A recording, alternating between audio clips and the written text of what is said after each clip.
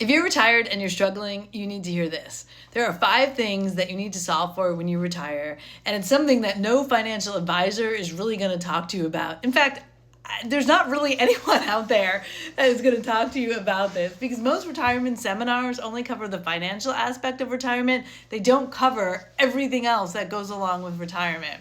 This is going to be a long one, so if you don't have the time now, you can save it for later, and if you do have the time, buckle up. The first thing to start with is creating structure. When you retire, all of a sudden you have so much freedom, and quite frankly, most of us haven't had that type of freedom since we were a kid. And even then, we had our parents telling us what to do, or camp counselors, or daycare providers, or someone was always sort of creating that structure for our days. First, I would do an inventory of how you're spending your day, and then figure out what your ideal day would look like, and then try to implement it. And if for some reason you create this ideal day and you can't implement it, the beauty is you get to change it. Like if it's not working, if you just say, I'd love to be getting up at 6 o'clock, and then the alarm goes off and you don't want to get up, then you shut it off and you try 6:30 or 7 o'clock or whatever time it is that you want to get up. But you can create that structure. I would suggest starting with structure, because structure is the most tangible. You got to find purpose and community and hobbies and all these other things, but structure is the easiest to control. It's within your control, and you can design it, and it is the most tangible. The second is finding some hobbies or activities. And, there's so many different places where you can go. There's community centers, there's town parks, there's community colleges, there's tons of classes and clubs, and check your Facebook groups. There's all sorts of things that you can explore, whether you want to be like physically active or you want to do something more artsy or whatever it is. There's tons of resources out there, but you have to be a little bit motivated to find something to do. And the best would be to find something that is kind of a weekly thing, whether it's like a weekly pickleball thing, or it's, guitar lessons that you have once a week, or a book club that's once a month. Just because you start it and try it doesn't mean you have to stick with it.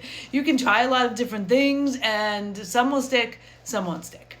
You got to sort of plant a lot of seeds, and then some of them grow and some of them don't. The next is finding friends and community, and it can be really hard as an adult to make friends. I mean, a lot of us, I don't know, me, a lot of my network was built up in work or through my kids, and then once work is gone and your kids are gone, there can be a void there. Part of the reason, the second step, is to find those hobbies and activities, is because that's a great way to meet other people. It's not like you're just like awkwardly in a coffee shop, like trying to make friends, but you kind of bond over learning something new or joining a group.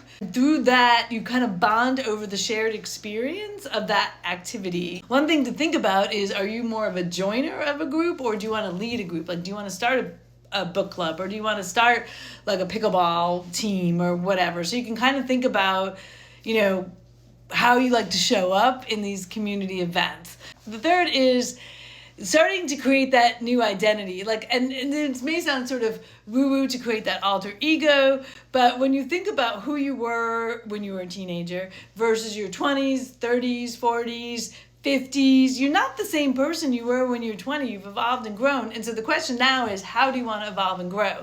I would take stock of who you are, like who you were, who you are right now, and then figure out what parts you want to keep and what parts you want to let go of, so that you can start to step into this new, retirement version of you. The final piece is that finding purpose. And so after you've gone through the first 4 steps, you should start to figure out, what is it that you love to do? That's the first part of the purpose. And there's this Venn diagram. I didn't create it. It's what you love, what you're good at, right? So just because you love something, like I like to sing, but I'm not very good at it. But so purpose is what you love, what you're good at, what the world needs, and then the bonus is that, if you can make money doing it.